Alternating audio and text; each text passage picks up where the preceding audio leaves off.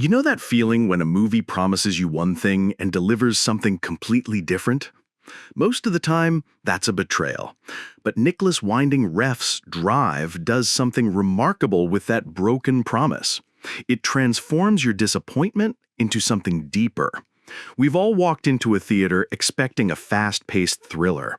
The trailer showed car chases, Ryan Gosling in a leather jacket, pulsing synthwave music. Drive looks like it should scratch that same itch as Fast and Furious or Baby Driver. But Ref has other plans. Instead of giving you the adrenaline rush you expected, he gives you something stranger, something that lingers long after the credits roll. The movie's real achievement isn't its neon-soaked aesthetic or Gosling's stoic performance. It's how Ref turns commercial letdown into artistic revelation. Think about it like this. You're watching a magician who reveals their trick halfway through the performance, then asks you to appreciate the mechanics instead of the magic. That's exactly what Ref does with genre expectations. The movie sets up all the pieces of a revenge thriller. Mysterious driver with a dark past, criminal underworld closing in, innocent people needing protection. But every time you expect the story to explode into action, Ref pulls back. He denies you the cathartic release these elements typically provide. Take the elevator sequence. You're watching Gosling share a tender moment with Carey Mulligan's Irene. Soft lighting, gentle intimacy, time moving slowly. Then, boom, explosive brutality comes out of nowhere.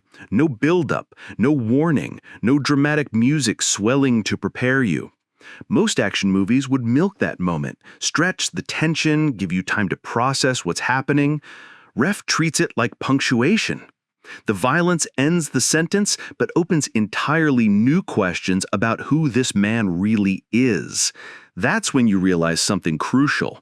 You weren't watching him become violent. You were discovering he already was. This philosophy extends to every visual choice Ref makes.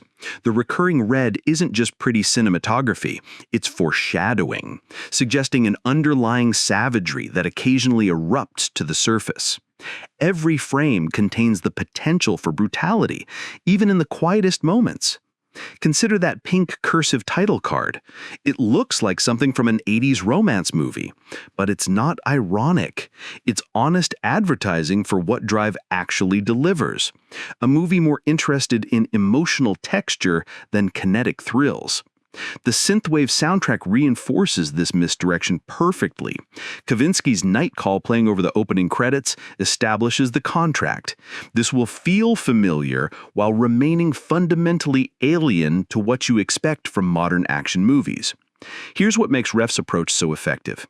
He operates simultaneously as intuitive artist and calculating architect. His stated philosophy is making movies based on what arouses me without analytical intention. Pure instinct, right? But Drive's construction reveals meticulous attention to symbolic systems and genre subversion. Gosling's Driver embodies this contradiction perfectly. He creates what you might call an existential blank slate. Minimal dialogue, reactive behavior, fundamental unknowability. You project onto him while never really understanding him. He satisfies neither Hollywood leading man expectations nor European art cinema protagonist requirements, yet he transcends both through strategic incompleteness. The box office numbers tell the real story. 35.1 million domestic, 46.3 million international. Particularly strong European reception.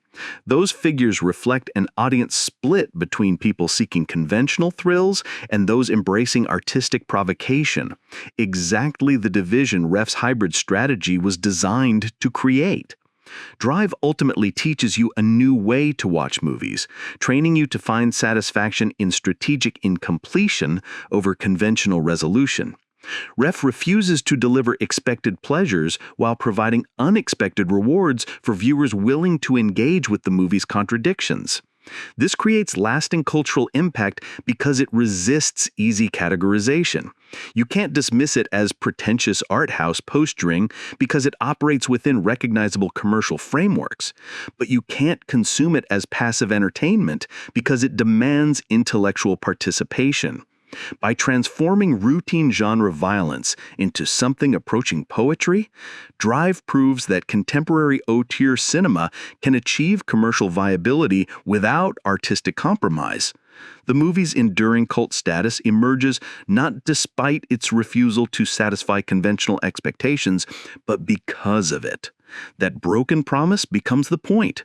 Sometimes the most powerful experiences come not from getting what you expected, but from discovering something you never knew you wanted.